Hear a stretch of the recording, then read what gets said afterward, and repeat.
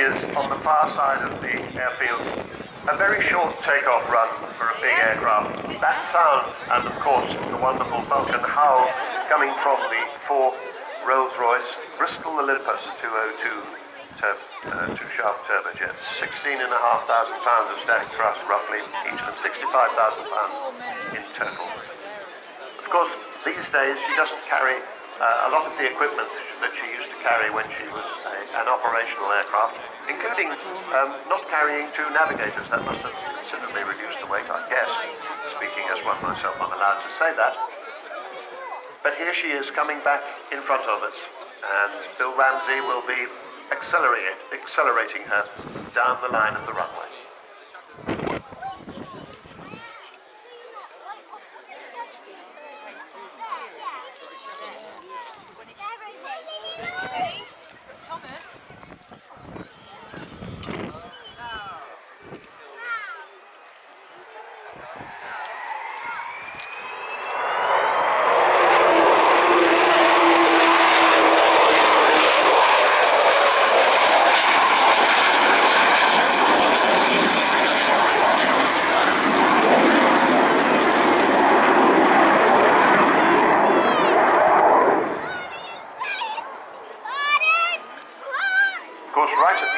Operational career in 1982, supported by no less than 11 Victors tankers, Vulcan 607 hit the centre line of the runway at Port Stanley in the Falkland Islands with 1 bomb and the edge of the runway with another, making that runway unusable for a short time at any rate for Argentine fast jets.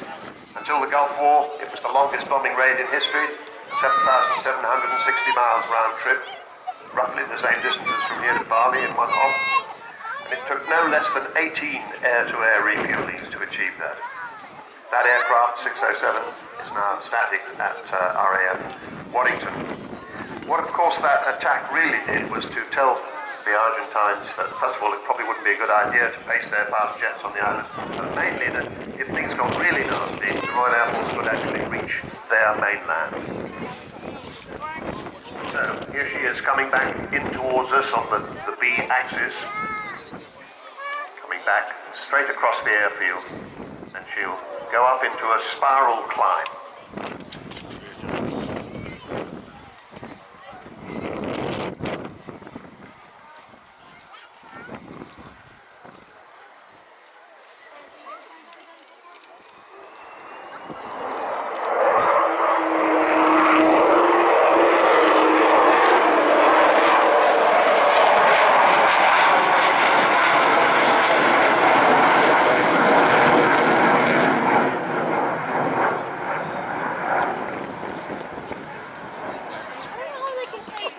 Of course, when Vulcan left the service of the Royal Air Force in 1993, nobody believed there would ever be a flying Vulcan. But in the 90s, a little later, 2 people, David Walton, bought this aeroplane and all the available spares, and Dr. Robert Fleming, who felt that the RAF should preserve this iconic aircraft rather than toss it onto the scrap heap.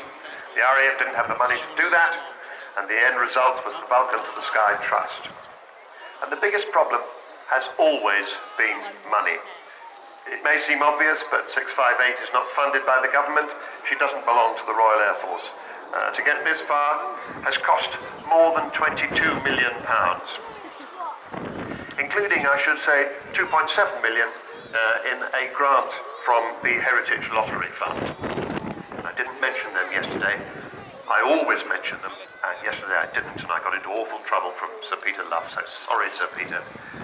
That was very valuable at the time. So here she is, coming back in with her wheels down.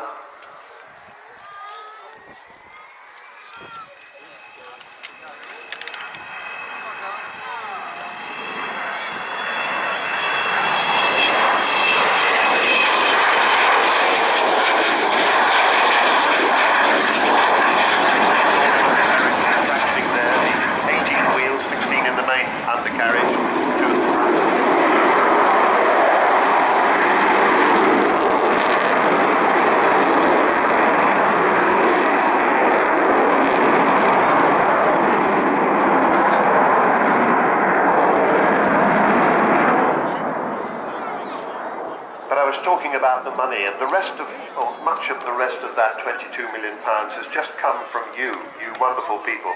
You've given your money in single pounds, in tens of thousands, and everything in between. Sir Jack Hayward has been wonderful. Eddie Forrester. Been big support from the CAA, as well as the three technical authority companies, BAE Systems, Marshall Aerospace and Defence Group, and Rolls-Royce. Many other companies have given fantastic help. Airbus, AD Holdings, Beagle Technology, Cranfield Aerospace. There are the bomb doors opening as she goes by. You get a glimpse of the size of that bomb bay there, and you'll be able to see the bomb doors closing as she comes back round in front of us again. That enormous bomb bay, of course, the heart of the bomber, that was what carried the 21 1,000-pound bombs all the way to the Falkland Islands. So 10 tons or so, a staggering amount.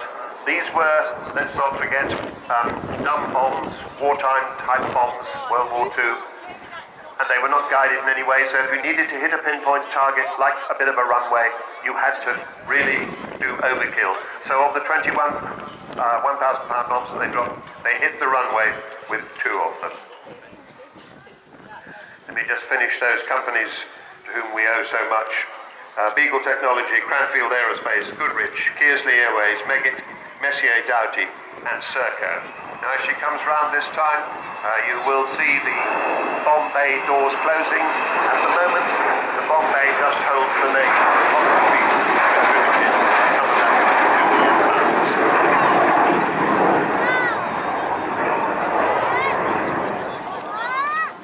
But as we know, this is her last season, and it is the three technical authority companies that will finally bring Vulcan's illustrious flying life to a close. They have together decided to cease their support at the end of the 2015 season.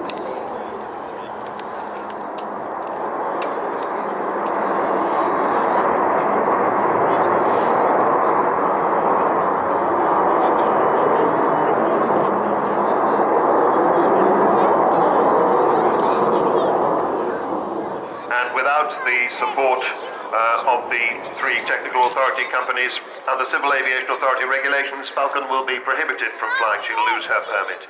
So it isn't about funding, although of course funding remains difficult, it's still costing £2 million a year to run her. And it's not about the supply of spare parts. It is about the mandatory third-party support. Now she is still as safe as any aircraft flying today, but she's done 10% more hours than any other Vulcan before.